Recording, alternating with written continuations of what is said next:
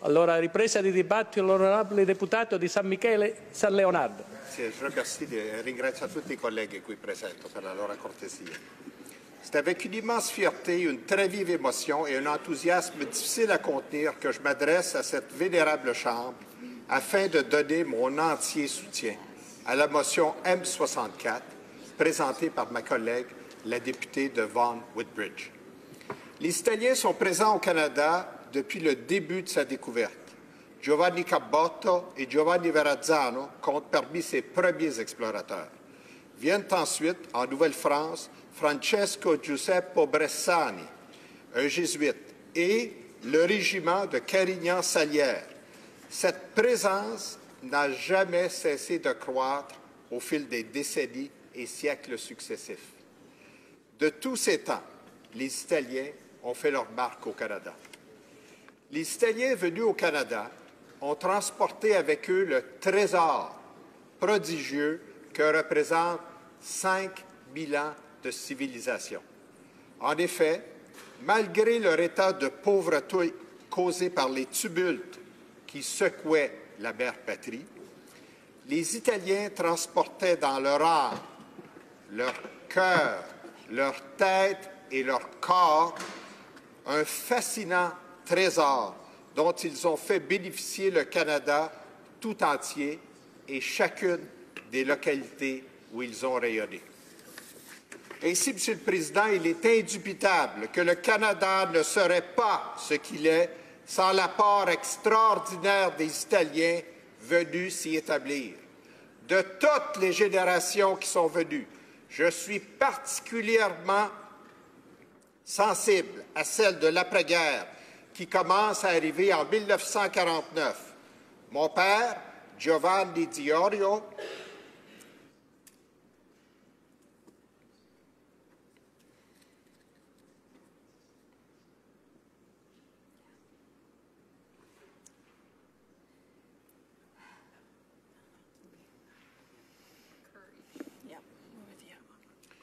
de Casagalenda, province di Campobasso, était du nombre.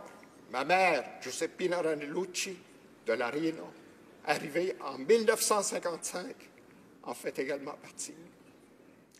Cette génération a insufflé une vie nouvelle dans les institutions fondées par la génération venue dans la période du début du 20e siècle et de l'entre-deux-guerres, et en a créé de nouvelles. Ainsi, elle a notamment et totalement transformé le visage de Montréal, laquelle célèbre cette semaine le 375 anniversaire de sa fondation. Les Italiens de cette génération ont consenti d'énormes sacrifices personnels par leur travail acharné et leur privation de gratification afin de permettre à leurs familles de connaître un meilleur sort. Au Québec, l'affinité religieuse toute évidente ne l'était plus quand venait le temps de faire admettre leurs enfants à l'école, puisque le stigmate de l'internement y faisait obstacle. Pendant la Deuxième Guerre, le gouvernement de notre pays a arrêté et détenu des hommes, citoyens canadiens ou en voie de le devenir, sans jamais les accuser, ni leur fournir de motifs, et sans qu'ils puissent obtenir justice devant un tribunal. À l'époque, l'impossibilité de remettre en question les décisions gouvernementales donnait un aura de légitimité aux gestes et créait un stigmate à l'égard des Italiens du Canada qui se fait sentir encore aujourd'hui, parfois ouvertement, avec des généralisations injustifiées et inappropriées, mais aussi trop souvent de manière insidieuse et sournoise. Malgré cet accueil empreint de préjugés, ces nouveaux arrivants se sont mis immédiatement au travail pour faire leur vie et ainsi consentir une contribution colossale à l'édification du Québec tel qu'on le connaît. Ils ont revitalisé les églises italiennes fondées au début du 20e siècle, la Madonna del Carmine, la Madonna della Difesa, sans oublier les autres fondées par la suite. Ils ont créé des entreprises, des organismes communautaires, culturels et de bienfaisance, des écoles, hôpitaux et même construit des villes. Le comté de Saint-Léonard-Saint-Michel, que je représente ici avec tant de fierté, est composé des deux anciennes villes du même nom. En à peine 15 ans, De 1955 à 1970, elles ont vu leur population être multipliée par plus de 50 grâce au travail acharné de ces Italiens de l'après-guerre.